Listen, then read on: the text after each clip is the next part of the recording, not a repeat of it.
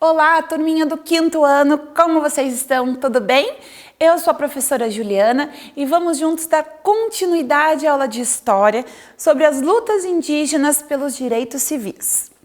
Vamos começar nossa aula na correção da atividade, da ficha de atividades, na página 123. Então vamos lá. Complete as frases com as palavras do quadro a seguir. Direitos, coletiva, agrária, sustento, todos, cultura. Para os povos indígenas, a terra é de posse coletiva, ou seja, pertence a todos de seu grupo. Letra B. Na cultura dos povos indígenas, o trabalho é para garantir o próprio sustento e suprir as necessidades imediatas do grupo. Letra C. Os povos indígenas lutaram pela reconquista de direitos e pelo reconhecimento do valor e da importância de sua cultura. Número 2. Marque com um X o significado de direito à propriedade para as comunidades indígenas conforme a Constituição de 1988. Então, o significado de direito à propriedade para as comunidades indígenas, de acordo com a Constituição, é aqui na letra B. Os indígenas detêm o direito de posse das terras habitadas por eles, desde que não vendam e nem façam doação delas. Vamos lá para a próxima página, a 124. Observe o mapa do Brasil nos dias atuais. Então, agora nós vamos fazer um pouco da leitura do mapa. A primeira pergunta, letra A, qual o tema apresentado no mapa? Olha aqui o tema, tá, é aqui o título. Terras indígenas no Brasil, ok? Letra B, o que significa terra indígena demarcada? A terra indígena demarcada é uma área que é determinada, ela foi definida de propriedade indígena. Então, a terra indígena demarcada, ela é definida, demarcada, ou seja, aquele pedaço, aquele trecho de tal lugar até tal lugar, ela é de propriedade indígena. Não se pode fazer outro tipo de construção ali. Letra C. No mapa, existe um número maior de terras demarcadas ou em processo de demarcação? Marque com um X a resposta correta. Então, no mapa, existe um número maior de terra demarcada ou em processo de terras demarcadas, tá? Então, é a primeiro parênteses ali. Então, agora vamos voltar para a leitura e para as explicações na página que nós paramos aqui. 234. Indígenas depois da colonização. Então, quando acabou o período da colonização, como que os indígenas ficaram? Os portugueses consideravam os indígenas incapazes de definir o que era melhor para eles próprios. Por esse motivo, eles passaram a tutelar os indígenas, definindo o que deveriam fazer, o que era bom e o que era ruim para eles, silenciando assim a sua cultura e os seus direitos. Então, os portugueses que diziam, isso você pode, isso é bom, isso você não pode, isso é ruim, como se eles não fossem capazes de administrar isso. No entanto, esses povos lutaram para pela reconquista de direitos e pelo reconhecimento do valor e da importância de sua cultura, como veremos a seguir. Por serem colocados nessa condição de tutelados, ou seja, tutelado é aquele que tem alguém que manda na gente, que determina pela gente o que nós vamos ou não fazer. Os indígenas sequer foram mencionados nas constituições brasileiras, tendo suas primeiras referências na Constituição de 1934, quando foram chamados de silvícolas. Abaixo é possível observar como esses povos foram tratados em textos constitucionais. Então, além deles demorarem a serem retratados, eles ainda foram denominados de um outro nome. Artigo 129. Será respeitada a posse de terras de silvícolas que nelas se achem permanentemente localizados, sendo-lhes, no entanto, vedado aliená-las. Constituição de 1946, artigo 216. Será respeitada aos silvícolas a posse das terras onde se achem permanentemente localizados, com a condição de não a transferirem. Constituição de 1967, artigo 186. É assegurada aos silvícolas a posse permanente das terras que habitam e reconhecido o seu direito ao usufruto exclusivo dos recursos naturais e de todas as utilidades nelas existentes. O que significa a palavra tutela, que eu já expliquei lá no início?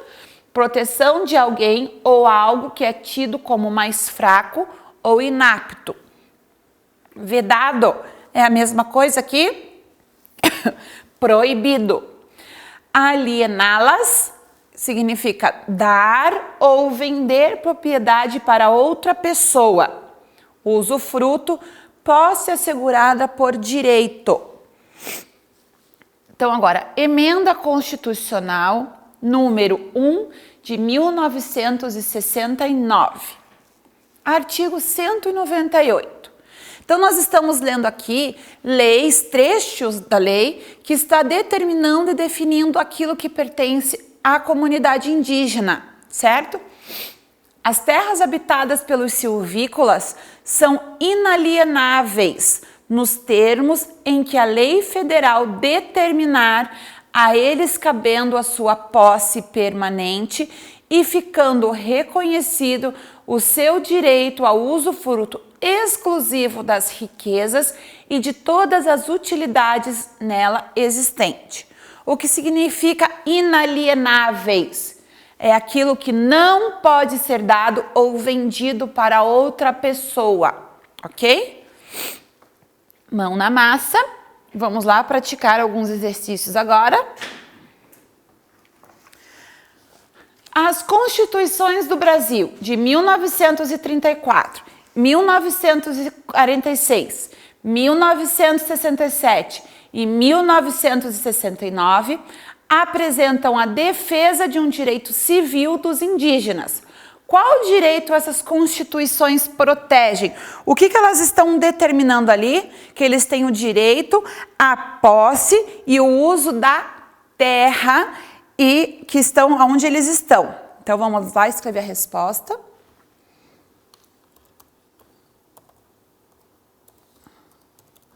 Direito à posse e uso da terra em que estão localizados. Número 2. As constituições brasileiras citadas transmitem uma informação muito parecida. Circule a alternativa que apresenta corretamente a informação contida nessas leis. Os indígenas têm direito de posse de todas as terras brasileiras? Não. Os silvícolas são donos das terras que conseguirem comprar? Não.